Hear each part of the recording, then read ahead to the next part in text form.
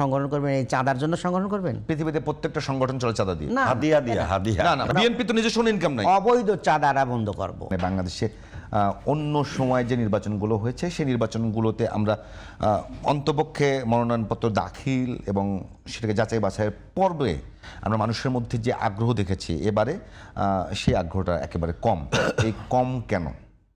আসলে দেখুন, মানুষের মধ্যে উৎসাহ উদ্দীপনার কম এটা মনে হচ্ছে না। আপনার কাছে মনে হচ্ছে? আমার মনে হচ্ছে না, কারণ এখন তো মনোনয়নপত্র যাচাই বাছাই এগুলো মানে নিয়েই কার্যক্রম চলছে।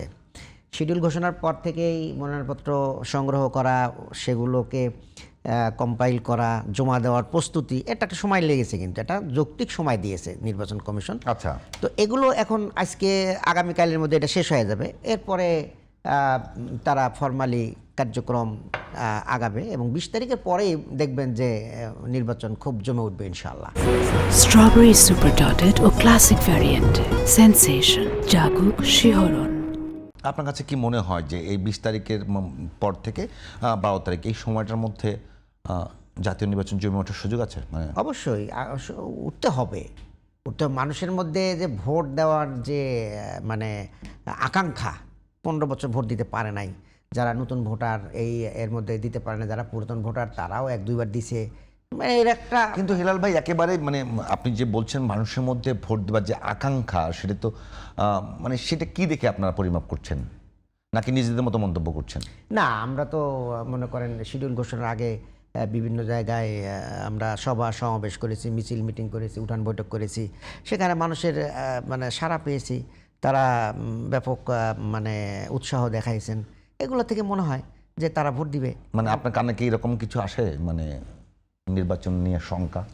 না, এরকম মনে হয় না। তবে কিছু কিছু দেখছি, যেমন আমাদের হামিদুর রহমান আজাদ ভাইয়ের মনোনয়নপত্রটা বাতিল ঘোষণা করেছে যে অজুহাতে, এই অজুহাতটা আমার কাছে মোটেই মনে হয়নি। কারণ উনি কিন্তু 18 সালে যে এর কথা বলছে, 18 সালে উনি তো ইলেকশনে মানে বৈধ ছিলেন। ইলেকশনে ওনার মনোনয়নপত্র বৈধ হয়েছিল। বলছে যে আদালত অবমাননার এই মামলায় ওনাকে 3 মাসের যে সাজা দেওয়া হয়েছিল, এই অজুহাতে কি একটা মনোনয়নপত্র বাতিল হতে পারে? এগুলো কিছু কিছু এখন আমরা পাচ্ছি আর কি, খোরা যুক্তি পাচ্ছি, যেগুলো নির্বাচনকে একটা প্রশ্নবিদ্ধ করার জন্য কিছু লোকজন মনে হয় ভিতরে আছে। এগুলোকে যাচাই বাছাই করতে হবে আর কি। প্রশাসন কি নিরপেক্ষ আচরণ করছে আপনার কাছে মনে হয়? সেটাই বলতেছি। মানে আপনাদের কাছে কি মনে হয়? আমার কাছে তো সেটাই মনে হচ্ছে, কিছু কিছু জায়গায় নিরপেক্ষ হচ্ছে না। মানে তফসিল ঘোষণা করবার পরে রাজনৈতিক দলগুলোর যে আচরণ থাকবার কথা, সেই জায়গায় কোনো ঘাটতি দেখতে পান কিনা? কিছু ঘাটতি আছে, যেমন মনে করেন যে ভাই যেটা বলছেন যে পোস্টার সঙ্গে নামা ফেলা। তো আমরা 8 আসনের ভিতরেও দেখছি যে অনেক বড় বড় মানে ছবি টবিগুলো এখনও টাঙানি আছে, মানে এগুলো আছে কিন্তু সেগুলো তো সিটি কর্পোরেশনও দেখলো না, নির্বাচন কমিশনও খেয়াল করে নাই, কেমন এগুলো কিন্তু এখনও আছে। এরপরে আরও কিছু বাতিল হয়েছে মনোনয়নপত্র, যেগুলো আমাদেরও কিছু দেখছি আমি, সেগুলো যুক্তিকতা নেই। এক্ষেত্রে আমার কাছে মনে হয় যে এর ভিতরে কেউ কেউ নির্বাচনকে প্রশ্নবিদ্ধ করার জন্য চেষ্টা লিপ্ত আছে মনে হচ্ছে আর কি। হেলাল ভাই, আমি অন্য একটা প্রশ্ন করি। একেবারে শীতকাল চলতেছে, যে রাজনীতিতে আমরা শৈত্য প্রবাহ বলছি না, আজকে আলোচনা বিষয়। শীতকালে কিন্তু একটা জিনিস সবচেয়ে বেশি জমে ওঠে, ইসলামী জলসা, ইসলামী ওয়াজ মাহফিলগুলো জমে ওঠে। আমার প্রশ্ন হলো, যেখানে আপনারা 8 দল সহ এখন 11 দল, তাই তো? 11 দল, বেশিরভাগই ইসলামী দলগুলো আছে।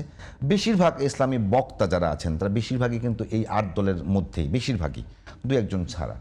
তো এই যে আপনার দীর্ঘদিন থেকে শীতকালটা জমে উঠেছে, এটা কি নির্বাচনে আপনাদেরকে কোনো ফেভার দেবে? না, দেখুন, এটা তো ইসলামী জলসা, তো এখানে দলমত নির্বিশেষে সবাই আসে। এক্ষেত্রে ওখানে একজন চিফ গেস্ট থাকে, আমি আবার বলতে, একজন চিফ গেস্ট থাকে, কথা বুঝেন। চিফ গেস্ট থাকার পরে তিনি হয়তো আসলেন, দুটা কথা বলে চলে গেলেন। জি, কোনো রাজনৈতিক দলের নেতারা থাকে, বরাবরই যেটা হয়। আমার প্রশ্নটা হলো অন্য জায়গায়। বেশিরভাগ যেখানে চিফ গেস্ট কিন্তু তার বক্তব্য শোনার জন্য কেউ আসে না, আসে তো বক্তার বক্তব্য শুনবার জন্য। সেই বক্তারা বেশিরভাগ ক্ষেত্রেই এখন এই 8 দলের ভেতরে, তারা 8 দলের কোনো না কোনো দলকে সমর্থন করে। তো করতেই পারে। তার মানে কি আপনারা ক্যাম্পেইন শুরু করবার আগে ক্যাম্পেইন শুরু করেছেন? না, এটা ঠিক না।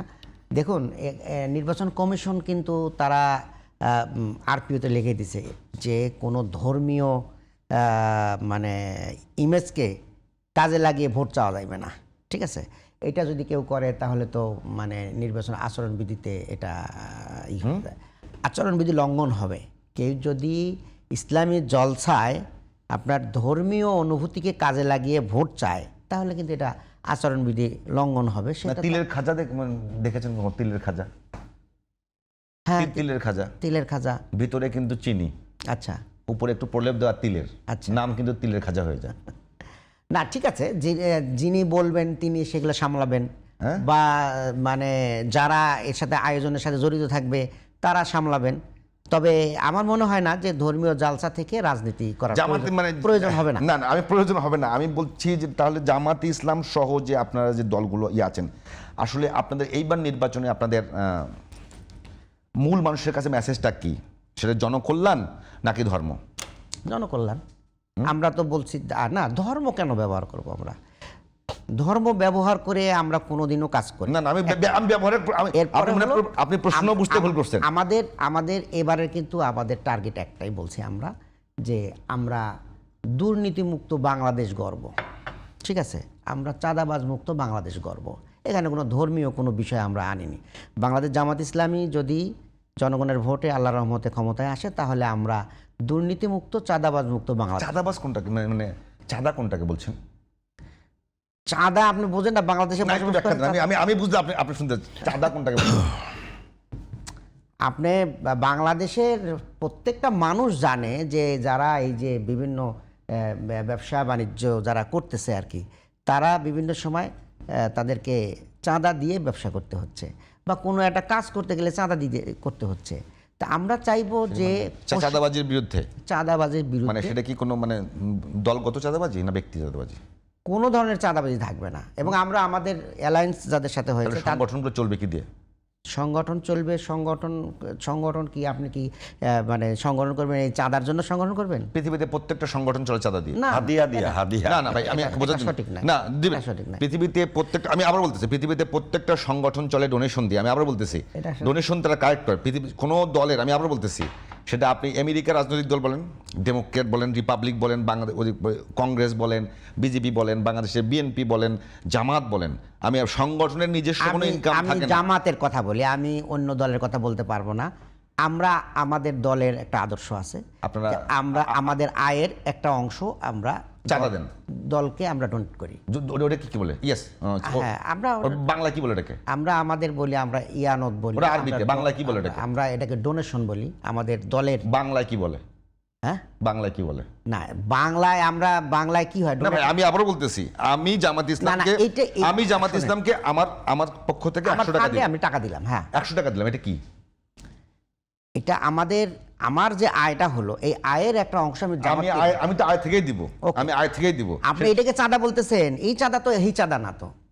আপনি যে চাঁদাবাজির কথা বলতেছেন, আমি আবারও বলতেছি, যেমন মনে যে করেন যে- সামাজিক সংগঠনগুলো চলে, হ্যাঁ, আমি সামাজিক সংগঠন, আমি যে আমাদের সাংবাদিকদের ঢাকা রিপোর্টার্স ইউনিটি আছে, প্রেস ক্লাব আছে, চলে কি দিয়ে? ডোনেশন দিয়ে, চাঁদা দিয়ে। তাদের মাসিক চাঁদা বলে এটা। চাঁদা দিয়ে না, Okay. মাসিক চাঁদা না, হ্যাঁ। বিভিন্ন অর্গানাইজেশনকে, বিভিন্ন চাঁদা, ব্যক্তিবর্গের কাছ থেকে, বিভিন্ন ডোনারের কাছ থেকে, বিভিন্ন জনের কাছ থেকে তারা চাঁদা সংগ্রহ করে জি, নির্বাচনের সময় ফান্ড কালেক্ট করা, যেটাকে আমার প্রশ্ন হলো, আপনার একটু বিষয়টা খোলাসা করার জন্য। আমি এতক্ষণ কিন্তু আপনার সঙ্গে ডিবেট করছি না, ঝগড়া করছি না ভাই, বোঝার জন্য চেষ্টা করতেছি। আমার কথা হচ্ছে, আপনার কোন চাঁদাটা বন্ধ করবেন? বিএনপি তো নিজস্ব ইনকাম নাই। অবৈধ চাঁদাটা বন্ধ করব। অবৈধ চাঁদা, যেটা মনে করেন যে একজন ব্যবসা করবে, তার ব্যবসাকে সুরক্ষা দেওয়ার জন্য আর একজন বড় ভাইকে চাঁদা দিতে হয়, এই যে বড় ভাইয়ের চাঁদাগুলো বন্ধ করব। কিন্তু আপনি একটা সামাজিক সংগঠন করবেন, তার জন্য আপনি ফান্ড কালেকশন করবেন, সেটা যারা যারা ওই সমিতির সদস্য হবে তারা দিবে। এটা তো এর বাইরে নিতে পারবো না। এটা তো আপনার সমিতির সদস্য যিনি- দলগুলো তো করে, আপনারাও করেন, না বিএনপি না, আমরা করি না, আমরা করি না। বিএনপি জামাত কাগজ থেকে ডোনেশন নেয় না।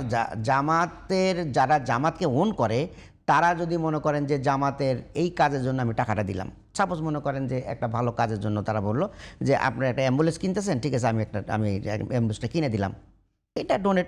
এরপরে এখন নির্বাচনী ফান্ডে যদি কেউ বলে যে আপনাদের নির্বাচনের জন্য আমি আপনাদের দলকে সাপোর্ট করি, বা আমি দলকে ওন করি, আমি ডোনেট করলাম বা চাঁদা দিলাম, এটা তো আলাদা বিষয়। কিন্তু মনে করেন আমি একটা ব্যবসা করব, ব্যবসাটা করবেন আপনাকে আমি চাঁদা দিয়ে ব্যবসাটা করব।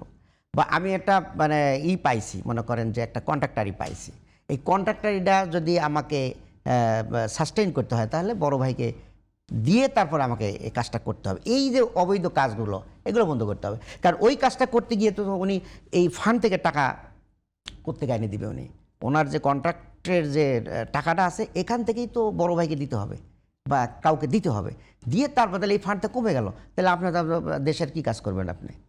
এইভাবেই তো দেশটাকে শেষ করে দেওয়া হচ্ছে, দেশকে মানে সুড়ঙ্গ বানায় দেওয়া হচ্ছে। এগুলো বন্ধ করতে হবে। দুর্নীতি আর যদি এই অবৈধ কাজগুলো বন্ধ করা যায় তাহলে বাংলাদেশের উন্নয়ন আগায় যাবে।